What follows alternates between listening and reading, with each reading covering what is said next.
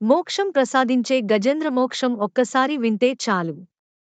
పోతన రచించిన భాగవతంలో గజేంద్ర మోక్షం గాథ వివరించి ఉంది. అయితే శుక్ర మహర్షి శ్రీ మహావిష్ణువు గజేంద్రుడిని కాపాడటానికి కోసం భూలోకానికి వచ్చాడని పరీక్షిత్తు మహారాజుకు చెప్పగా, అప్పుడు పరీక్షిత్తు మహారాజు గజేంద్రుడి కథని వివరంగా చెప్పమని అడుగుతాడు. మరి గజేంద్ర మోక్షంలో ఉన్న రహస్యం ఏంటనేది మనం ఇప్పుడు తెలుసుకుందాం. పూర్వం ఒకప్పుడు క్షీరసాగర మధ్యలో త్రికూట పర్వతం ఉండేది. ఆ పర్వతానికి 3 శిఖరాలు ఉండగా, ఒక శిఖరం బంగారంతో, ఒక శిఖరం వెండితో, ఒక శిఖరం ఇనుముతో చేయబడ్డాయి. అయితే అందులో ఉన్న అడవిలో అన్ని రకాల జంతువులు ఉండగా, ఏనుగులు గుంపులు గుంపులుగా తిరుగుతూ ఉండేవి. ఆ ఏనుగులకు దాహం అవ్వగా తిరుగుతూ తిరుగుతూ సరోవరానికి చేరుకున్నాయి. ఆ సరోవరంలో దాహం తీర్చుకోవడానికి ఏనుగుల గుంపు దిగి దాహం తీర్చుకుని బయటికి రాగా గజరాజు మాత్రం నీటిలోకి దిగి నీటిని పీల్చి ఆకాశంలోకి విసరగా తొండంలోని నీటిలో ఉన్న చేపలు అన్ని కూడా వెళ్లి మీనరాశిలోకి, ఎండ్రకాయలు కర్కాటక రాశిలోకి, మొసళ్ళు మకర రాశిలోకి పడిపోయాయి.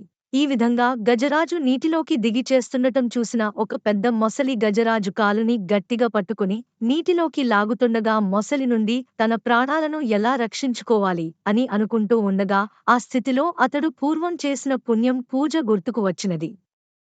అప్పుడు గజరాజు రక్షణ చేసేవాడు స్థితికారుడై ఉండాలి. స్థితికారుడు శ్రీ మహావిష్ణువు కనుక స్తోత్రం చేసింది. నీవు తప్ప నన్ను ఇప్పుడు రక్షించేవారు ఎవరు లేరు, నా తప్పులన్నీ క్షమించమంటూ శరణాగతి చేస్తూ వైకుంఠం నుండి పరమాత్మ తనను తాను మరిచిపోయి రావాలని ప్రార్థించింది.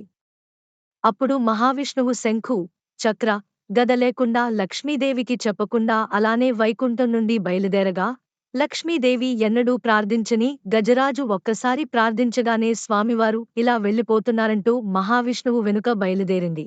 లక్ష్మీదేవి వెనుక గరుత్మంతుడు, శంఖు చక్రములు వారి వెనుక పురుష రూపం దాల్చి పరిగెడుతూ ఉన్నాయి. ఈ విధంగా సరోవరం చేరి మహావిష్ణువు సుదర్శన చక్రాన్ని పిలిచి నీటిలోకి వెళ్లి మొసలి తలని ఖండించమని చెప్పడంతో సుదర్శన చక్రం నీటిలోకి వెళ్లి మొసలి తలని నరికి వేయడంతో గజరాజు అప్పుడు ఊపిరిని పీల్చుకుంటాడు. గజరాజు నీటి నుండి తామర పుష్పాన్ని తీసుకువచ్చి స్వామివారి పాదాలకు పెట్టి నమస్కరించింది. మొసలి చనిపోయినప్పుడు అందులో నుండి ఒక గంధర్వుడు వచ్చి గంధర్వలోకానికి వెళ్ళిపోయాడు. ఇలా కథ వింటూనే పరీక్షిత్తుడు శుక్ర మహర్షితో ఇంతటి పుణ్యం ఆ గజరాజుకి ఎలా వచ్చిందో చెప్పమని అడుగగా, ఒకప్పుడు ద్రవిడ దేశాన్ని పరిపాలించే రాజు ఉండేవాడు. అతడు అష్టాక్షరీ మంత్రోపదేశమును పొంది ఒక పర్వత శిఖరానికి చేరుకుని అక్కడ అష్టాక్షరీ మంత్రం ఉపాసన చేద్దామని భావించి అక్కడే మంత్రం జపం చేస్తుండగా అక్కడికి అగస్త్య మహర్షి వచ్చాడు. అయితే మంత్ర జపం చేస్తున్నాని మహర్షి వచ్చిన లేవకపోవడంతో ఆగ్రహించిన అగస్త్య మహర్షి ఏనుగు యోని యందు జన్మించదవు అని శపించాడు. అయితే మహాపురుషులు ఏనాడు అయితే మీ ఇంటికి వస్తారో ఆ రోజే మీ పూజ ఫలించిందని గుర్తు పెట్టుకోవాలి అని అనడంతో అలా గజరాజుగా జన్మించి తన ప్రాణాలు పోయే సమయంలో గతజన్మలో చేసిన మంత్రానుష్ఠాన ప్రభావం వలన శ్రీమన్నారాయణుడు గుర్తుకు వచ్చి శరణాగతి చేశాడు.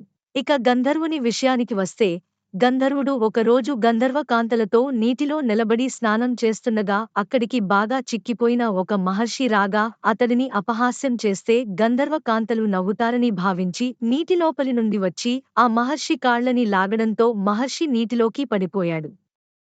అప్పుడు ఆగ్రహించిన మహర్షి నీకు నీటి అడుగు నుండి వచ్చి కళ్ళు లాగే అలవాటు ఉన్నది కనుక అలా చేసే మొసలి వై జన్మించమని శపిస్తాడు.